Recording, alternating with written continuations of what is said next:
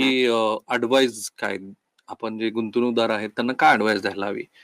मी cautionary, उत्साहात राहा, ठीक आहे, डिव्हिजन करा वगैरे. करेक्ट. सो मी कायम तेच सांगते की ऍडव्हाइस जे आता मी तुम्हाला 1.5-2 मिनिटापूर्वी सांगितलं की तुम्ही जर 1 वर्ष आणि 1 महिने वगैरे असं काहीतरी तुम्ही हे करत असाल तर तुम्ही प्लीज मार्केटमध्ये पैसे गुंतवू नका.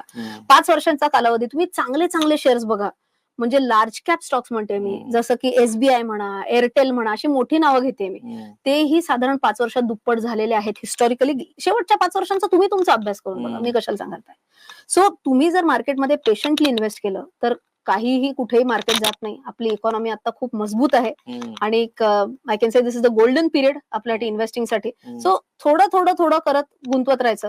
आपण एकाच दिवशी पुढच्या 10 दिवसांची मील एकत्र खात नाही ना, एकत्र जेवण नाही करत. आपण रोज थोडं थोडं 2 वेळेला 3 वेळेला जेवतो. तसंच थोडं थोडं मार्केटमध्ये काही कालावधीनंतर इन्व्हेस्ट करत राहा. जरी मार्केट ऑल टाइमला हायला असेल आता जवळजवळ, तरी सुद्धा घाबरून जाऊ नका. घाबरून जाऊ पण नका आणि घाई पण करू नका, दोन्ही. मार्केट फक्त तुम्ही साईडलाईन्स मध्ये ठेवून बघत बसला तर तुम्ही दुःखी आत्मे राहणार, भटकते आत्मा म्हणून राहणार तुम्ही, की अरे यार ह्यानी पैसे गुंतवले, ह्याचे पैसे वाढले, माझे नाही वाढले.